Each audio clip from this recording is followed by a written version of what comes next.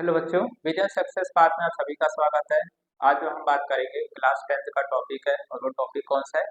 Life process का एक topic है रेस्पिरेशन, जो कि बहुत इंपॉर्टेंट है। ठीक है, इसके ऊपर बोर्ड्स के ऊपर क्वेश्चंस आ जाते हैं तो हम क्या करेंगे, उनके ऊपर फास्ट रिवीजन करेंगे, जिससे आपकी क्या प्रिपरेशन और बेहतर से बेहतर हो जाएगी।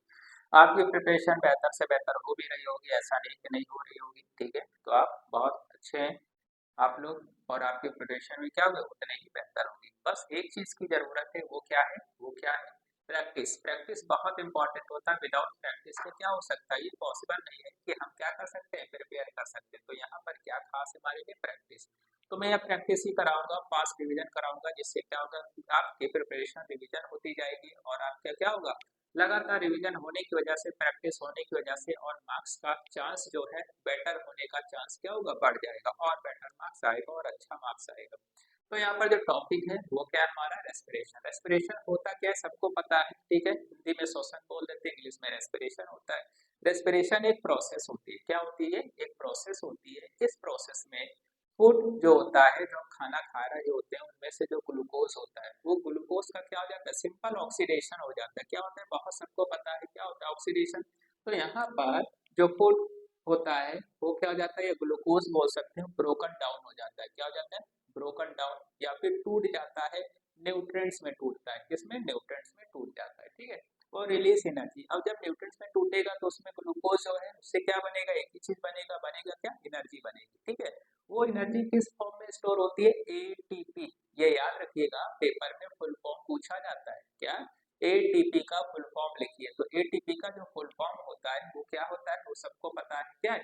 एडेनोसिन ट्राइफॉस्फेट होता है। एडेनोसिन ट्राइफॉस्फेट होता है। ठीक है, तो याद रखिएगा। तो यहाँ पर जब भी ग्लूकोज ऑक्सीजन के साथ कंबाइन करता है तो क्या बनाता है? कार्बन डाइऑक्साइड, जो हम निकाल रहे होते हैं नाक से। ठीक है, और वाटर बनाता है और एनर्जी बनाता है। उस एनर्जी को हम क्या कर लेते हैं, स्टोर कर लेते हैं, और जब इसकी नीड होती है, ये एनर्जी ब्रेक होती है, और ब्रेक होने के बाद फिर से क्या होती है, हमारी बॉडी को फॉर्म करती है फ्यूल की तरह।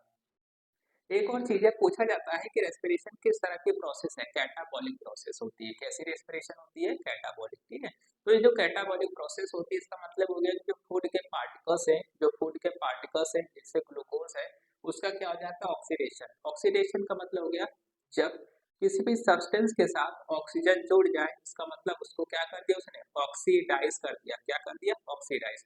तो यहाँ पर क्या करता है, ये ऑक्सीडेशन कर देता है। क्या कर देता है बच्चों? ऑक्सीडेशन कर देता है। ठीक है, ये याद रखिए। उसके बाद जो एनर्जी रिलीज होती है, जैसे ग्लूकोज और ऑक्सीजन के साथ कंबाइन हुआ है, तो जो एनर्जी बनी, ये एनर्जी जो होगी आगे चल करके क्या होगी, एटीपी के फॉर्म में स्टोर हो जाएगी। किस फॉर्म में स्टोर होती है? एटीपी। और एटीपी का फुल फॉर्म अभी हमने बात किया है, क्या है? एडिनोसिन ट्राइफॉस्फेट होता है। क्या होता है? एडिनोसिन ट्राइफॉस्फेट होता है। अब एक और चीज पूछा जाता है कि energy currency of cell. Cell की एनर्जी करेंसी किसे कहते हैं? एक मार्क्स का, बढ़िया मार्क्स का है, एक मार्क्स का बहुत बढ़िया क्वेश्चन है। तो एनर्जी जो करेंसी होता है कौन होता है? एटीपी ही को क्या बोलते हैं? एनर्जी करेंसी ऑफ सेल बोलते हैं। क्या बोलते हैं? एनर्जी करेंसी ऑफ सेल बोला जाता है। ठीक है, अब यहाँ ये पढ़ना है कि टाइप ऑफ रेस्पिरेशन। एक तो इसका डिफरेंस भी आ जाता है कि एरोबिक एनारोबिक रेस्पिरेशन जो है उसका डिफरेंस भी आता है, और कहेगा रेस्पिरेशन एक्सप्लेन कीजिए। तो सबसे पहले इनको हमने लिखा, उसके बाद इसके टाइप्स को लिख दिया, फिर क्या हो जाएगा, हमारा कैपेबिलिटी जो होगी, मार्क्स पूरे होने के चांस बढ़ जाते हैं। तो यहाँ पर जो हमको पढ़ना है कि रेस्पिरेशन दो तरह के होते हैं, एक तो एनारोबिक होता है और एरोबिक होता है, या फिर बोल सकते हैं एक एरोबिक होता है, दूसरा क्या होता है, एनारोबिक होता है।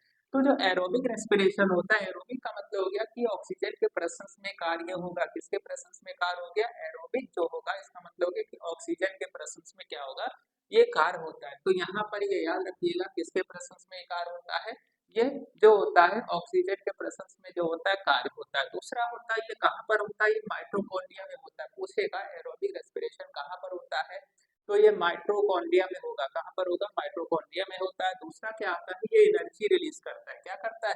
ये एनर्जी रिलीज होता है। जब भी ऑक्सीजन ग्लूकोज के साथ कंबाइन करता है तो क्या पता है, एनर्जी। लेकिन यहाँ पे एनर्जी बहुत ज्यादा रिलीज होती है। कैसी एनर्जी रिलीज होती है? बहुत ज्यादा ही एनर्जी जो होती है वो रिलीज होती है। ठीक है, उसके बाद एग्जाम्पल अगर पूछता है, जैसे ग्लूकोज का फॉर्मूला आपको पता है, C6 होता है, H12 होता है, O6 होता है। जब ये क्या करता है, ऑक्सीजन के साथ कंबाइन करेगा, ऑक्सीजन के साथ कंबाइन करता है तो क्या बनाता है, 6 कार्बन, 6 कार्बन डाइऑक्साइड मॉलिक्यूल बना देगा, 6 वाटर की, और बची हुई जो है वो एनर्जी होगी। ये एनर्जी जा करके फिर नेक्स्ट एटीपी के फॉर्म में स्टोर हो जाएगी। किस फॉर्म में स्टोर होती है? एटीपी। फिर आता है एनारोबिक रेस्पिरेशन। एनारोबिक रेस्पिरेशन का मतलब हो गया कि ये किसके एब्सेंस में ऑक्सीजन होगा, रिएक्शन होगा, ऑक्सीजन के एब्सेंट में होता, मतलब इसको ऑक्सीजन नहीं चाहिए। क्या नहीं चाहिए? ऑक्सीजन नहीं चाहिए। तो जब ये ऑक्सीजन के एब्सेंस में होता है तो इसका मतलब ये कहाँ पर रिएक्शन होगा? ये साइटोप्लाज्म, जो सेल का लिक्विड होता है, उसमें जाकर के रिएक्शन होती है। इसको क्या बोलते हैं? साइटोप्लाज्म। ठीक है, तो साइटोप्लाज्म जो है उसमें जो रिएक्शन होती है वो एनारोबिक होती है, लेकिन जो माइटोकॉन्ड्रिया में होती है वो एरोबिक रेस्पिरेशन होता है। क्या होता है? एरोबिक रेस्पिरेशन होता है। अब यहाँ पर अगर देखते हैं तो एनर्जी यहाँ पर कम अमाउंट में, ज्यादा एनर्जी रिलीज नहीं होती है। याद रखिएगा, ज्यादा एनर्जी जो होती है रिलीज नहीं होती है। अब ये है कि जब भी ग्लूकोज क्या करता है, अगर ऑक्सीजन नहीं है तो ये जो ग्लूकोज होगा किस में बदल जाएगा? अल्कोहल में बदल जाएगा, कार्बन डाइऑक्साइड में बदल जाएगा, और थोड़ा सा एनर्जी में बदल जाएगा। ये किसमें हो रहा है? बैक्टीरिया, जैसे ईस्ट हो गया। ठीक है। दूसरा है ग्लूकोज। अगर लैक्टिक एसिड में पूछा जाता है कि ग्लूकोज कहाँ पर लैक्टिक एसिड में कन्वर्ट होता है, तो ग्लूकोज जो होता है इन मसल, तो हमारी जो मसल्स होती हैं वहां पर जब ऑक्सीजन की कमी हो जाती है तब उस समय वही ग्लूकोज किस में कन्वर्ट हो जाता है? लैक्टिक एसिड में कन्वर्ट हो जाता है। तो ये पूछा जा सकता है कि लैक्टिक एसिड कहाँ बनती है, तो मसल्स में बनती है। कहाँ पर बनती है? मसल्स में बनती है, याद रखिएगा। ठीक है, तो इस तरह से कुछ इंपॉर्टेंट टॉपिक्स हैं जो कि पेपर्स के लिए क्या है, बहुत खास है। क्या है? बहुत खास है आपकी प्रिपरेशन के लिए, और फास्ट रिवीजन के लिए भी क्या है, बहुत खास है। देखिए, ज्यादा समय भी नहीं लगा और हमारा क्या हो गया? रिवीजन हो गया। तो क्या करेंगे? रिवीजन ही रिवीजन ही रिवीजन करते रहेंगे, और रिवीजन होता रह गया मतलब प्रैक्टिस होता गया। अगर प्रैक्टिस होता गया तो समझ जाइए फिर क्या होगा? मार्क्स बढ़ने का जो चांस है वो बढ़ जाएगा। मार्क्स बढ़ने का जो चांस है वो क्या होगा? बढ़ जाएगा। यही टाइम है जो कुछ करना है, इसके बाद ये टाइम चला गया तो आएगा नहीं। आने वाला टाइम कभी आता नहीं है, जो हमारे पास है वही आती है। ठीक है, तो ये क्या हो गया? टॉपिक हो गया कुछ बच्चों। ठीक है, अच्छा वीडियो अगर लगता है तो वीडियो को लाइक कीजिए, कमेंट कीजिए, चैनल को क्या कीजिए? सब्सक्राइब कीजिए, जिससे हर वीडियो का नोटिफिकेशन आपके पास क्या हो?